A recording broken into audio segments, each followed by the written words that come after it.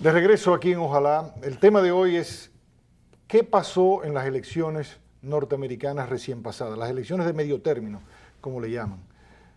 Los datos son que el presidente Obama y el Partido Demócrata sufrieron una estruendosa derrota. Una derrota que muchos explican por el ascenso del llamado Tea Party, que es una expresión de un movimiento interno dentro del Partido Republicano que se cataloga de extrema derecha.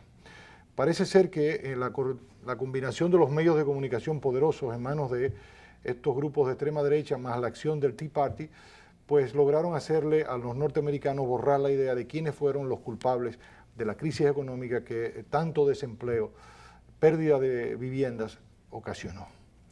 En la noche de hoy tenemos un investigador cubano que está en nuestro país contratado por el Archivo General de la Nación para hacer una investigación sobre las redes ocultas de Trujillo en Cuba, pero que además es un estudioso de la política internacional y en particular de los Estados Unidos. Por recomendación de nuestro mutuo amigo Matías Bosch, quien es directivo de la Fundación Juan Bosch y nieto de don Juan, pues tenemos aquí con nosotros a Elíades Acosta, que es filósofo historiador. Buenas noches, Elíades. Buenas noches. El desafío es entender por qué el presidente Obama y el Partido Demócrata sufrieron esta derrota electoral ahora en las elecciones pasadas. Ayúdanos a entender, Elíades. Bueno, es una historia larga y además a veces se torna realmente difícil de entender. Aunque la derrota de Obama yo creo que es una crónica, una muerte anunciada.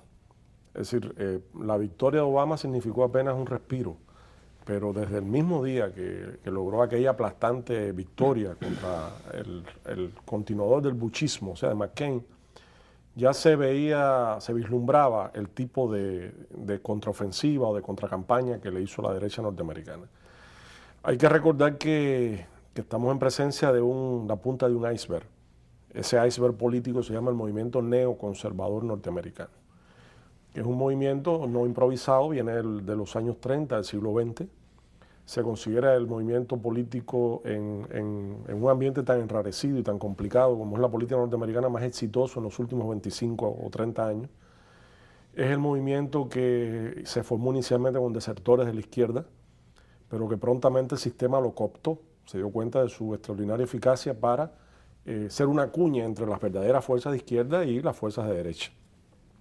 Estuvo formado en sus inicios por brillantes intelectuales, periodistas, escritores, críticos literarios, como Irving Kristol o Norman Packhorex o Lionel Trilling, que fueron madurando un set de ideas con un lenguaje a veces de izquierda, tomado de la militancia anterior que tuvieron, a veces comunista, trotskista, y vaciado de contenido para ser usado en una especie de guerra simétrica contra la izquierda. Y eso es eficaz, le dio, en efecto, le dio una preponderancia dentro del espectro conservador. ¿Esa guerra simétrica estaba dirigida entonces contra el gobierno Roosevelt? No solamente, es en realidad contra el avance de las ideas comunistas y de izquierda. Y el avance, sí, pero en la esfera internacional. Recuérdese, la Guerra Fría y luego toda la guerra, la batalla de ideas entre los soviéticos y los norteamericanos. Pero claro, también contra Roosevelt, fue una reacción a la tendencia al New Deal de Roosevelt, pero sobre todo al avance de las ideas de izquierda, que en aquel momento eran muy populares entre los círculos, sobre todo intelectuales, en los Estados Unidos. Entonces, ya este grupo fue nucleándose, formando una especie de vanguardia de derecha, y fue imponiéndose dentro del espectro del conservatismo norteamericano, que tiene muchas tendencias. Y logró, por su eficacia, ir ganando, y por su carácter, además de clan endogámico, son todas familias, fueron compañeros con discípulos, fueron alumnos por ejemplo, de Leo Strauss, el filósofo sionista de origen alemán.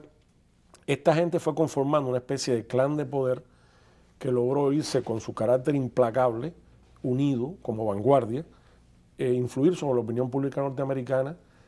Lograron sobrevivir los 60 y parte de los 70, que fueron décadas contraculturales en los Estados Unidos contra el sistema, y lograron ir derechizando el debate. Y fue el grupo que llevó al poder, o sea, que preparó el poder, el camino para el triunfo de Ronald Reagan en el año 80. Sí. Luego entraron por primera vez en el gobierno, más de 30 fueron altos funcionarios de Reagan, luego fueron de Bush padre, luego formaron la oposición feroz que le hicieron a Clinton durante los 8 años, luego estuvieron todos, o la mayoría, como altos funcionarios de Bush hijo, fueron los artífices de la guerra de Irak, de Afganistán, de esta guerra infinita contra el terrorismo después del 11 de septiembre, y son los que pasaron, se sumergieron en la oposición a partir de la victoria de Obama, y yo pienso que de una manera organizada. La vida ha demostrado que no fue una retirada caótica, sino que fue una retirada escalonada, salvando sus cuadros, salvando el potencial político, sus relaciones, la fuente de financiamiento, que son las grandes corporaciones, el sistema militar industrial, o el complejo militar industrial, el sionismo y la comunidad de inteligencia norteamericana. Pero lo que me gustaría, en los minutos que nos quedan en este corte, Elías, es que tú nos ayudes a entender por qué triunfaron. Es decir, su estructura está clara. O sea, claro. Lo que quiero, ¿por qué derrotan a Obama si Obama tenía la iniciativa de ser presidente de los Estados Unidos? Bueno, porque la forma en que, hacia los terrenos en que se desplegaron. ¿Qué hizo o qué no hizo Obama? No, Obama ha dejado de hacer mucho. Ajá. Obama ha sido... ¿Qué dejó de hacer Obama? Bueno, Obama ha continuado las guerras de Bush. Obama... Pero eso los complace a ellos.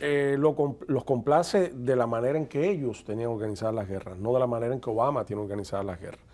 O sea, Obama pero ha complacido en todo. No. Ha aumentado los efectivos militares. Ha aumentado en Afganistán, pero ha reducido en Irak. Pero ha mantenido también... El gasto militar ha crecido también. Ha crecido y mantiene las mismas documentos rectores de política militar de Bush, incluyendo el secretario de Defensa Robert Gates. Sí. Es decir, Obama no ha tenido el valor suficiente, ni ha tenido la capacidad política, ni ha tenido la intención, porque Obama a fin de cuentas representa otro grupo de poder agrupado alrededor de un tanque pensante de Washington que se llama Centro de Estudios Estratégicos Internacionales, que es un tanque pensante también del sistema, lo único que es un poco menos virulento que el de los neoconservadores. Estamos hablando de la teoría del poder suave e inteligente, sí, que es el que él ha preconizado. Ahora, Obama ha dejado de hacer mucho. Ha dejado de, por ejemplo, ha tomado por las riendas, tratando de poner orden dentro del desastre de las finanzas norteamericanas, como bien dijiste al inicio, heredada de las políticas anteriores, de los grandes bancos, pero ha tenido que negociar.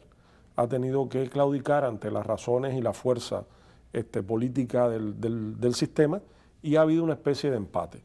En política exterior, Obama ha sido también decepcionante en muchas de sus acciones, no en todas, pero sí en muchas. Por ejemplo, le dio la espalda a la situación de Honduras cuando el golpe de Estado. Yo creo que eso fue una sonada contra Obama y fue una sonada contra América Latina.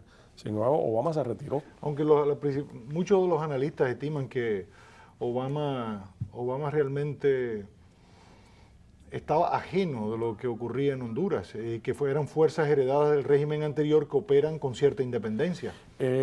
Por eso te dije, fue una retirada ordenada. Y en el caso del Ecuador, pues Correa anunció que inmediatamente se produjo la situación, pues Obama le llamó reiterándole su compromiso. Obama, una de las cosas que ocurrió en esa retirada neoconservadora del gobierno de Bush, en ese tránsito hacia la oposición, es que los mandos intermedios en la Secretaría de Estado, en los organismos de inteligencia y en el ejército quedaron intactos.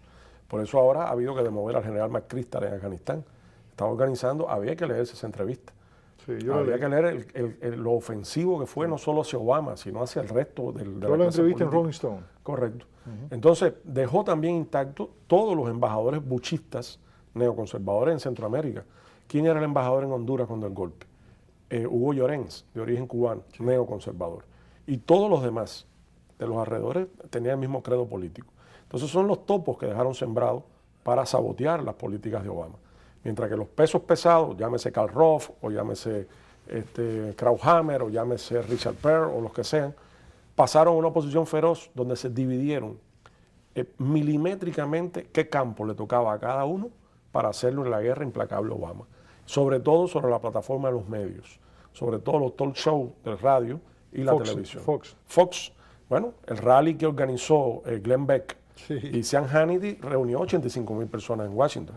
Lo único que ahora hubo uno, el día 30 de octubre, organizado por Colbert y por Stewart, que reunió más de 215,000 personas. Así es. Y precisamente lo que atacaban era la política desinformativa de Fox News y otros canales por cable. Entonces, quiero pedir tu permiso, Elías. Es interesantísimo, pero vamos a seguir hablando de esto, pero tenemos que hacer una pausa técnica. No se muevan ustedes, seguiremos conversando con el historiador y filósofo cubano, Elías Acosta, en un momentito, un minuto nada más.